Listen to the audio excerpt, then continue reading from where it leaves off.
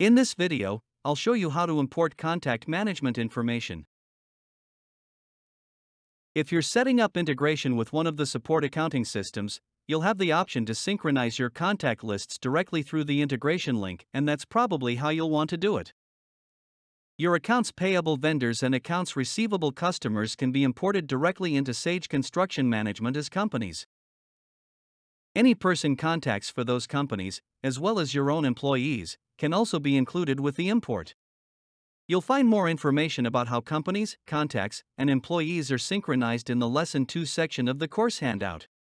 If you're not setting up integration, you'll want to learn how to do the imports that I'm going to show you in this video, as that will be the fastest way to get contact management set up.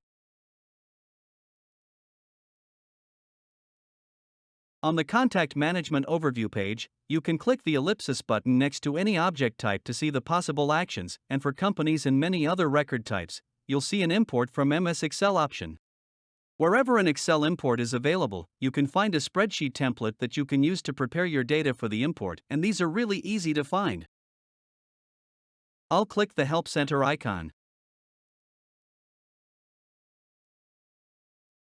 And then I'll expand Getting Started. The Import Options from Microsoft Excel topic gives you quick access to help articles for all imports in the system. The one we want is Contact Management Companies and Contacts. Each import help file describes any concepts to keep in mind as you prepare the import file, explains optional elements to import, and shows a table with all of the possible column headings and which ones are required. Links to sample import templates are also included, so you can just open the link and fill in your spreadsheet.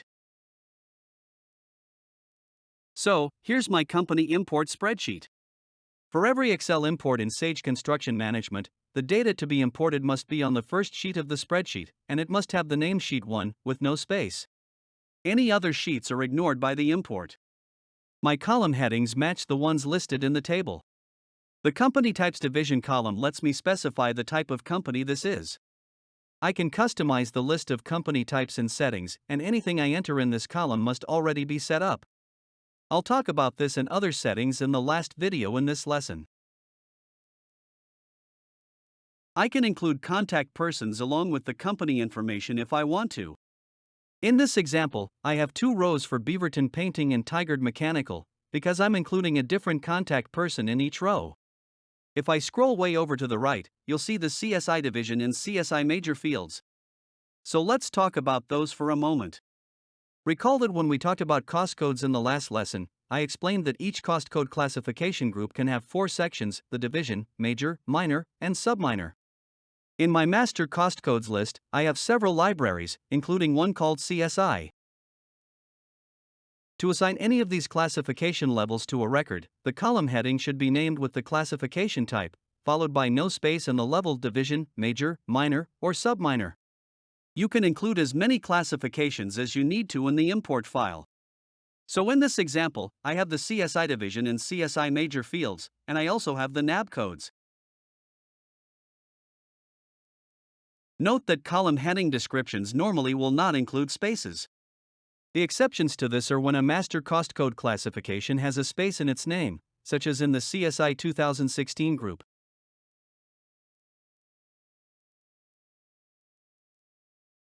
Back in the Contact Management window, I'll click the ellipsis button next to Active Companies and select Import from Excel. Now, notice that I could also click the link to import company insurance records, and I'll talk about that option in a moment. First, I'll import companies.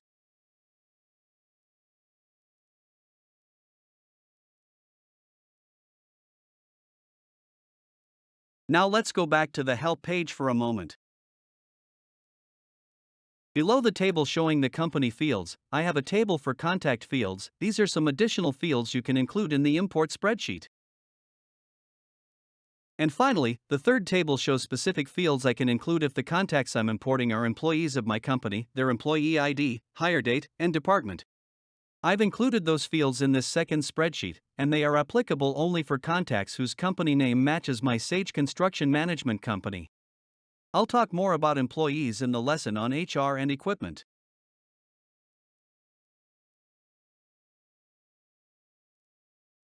Now that that's done, I want to make sure my insurance records for the subs that work on my projects are up to date.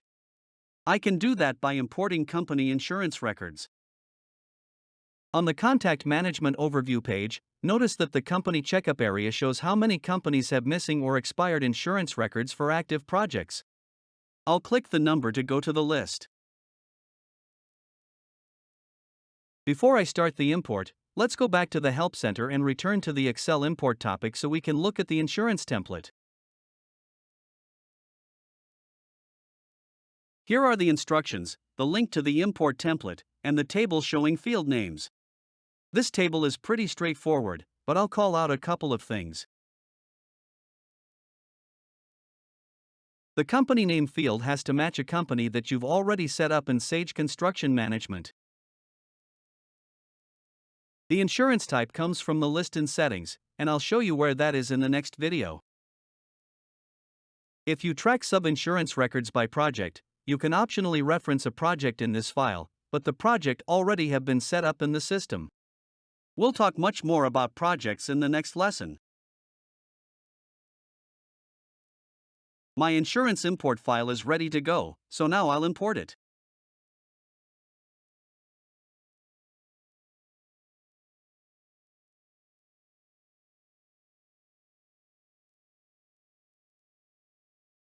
The message indicates that all records were imported successfully.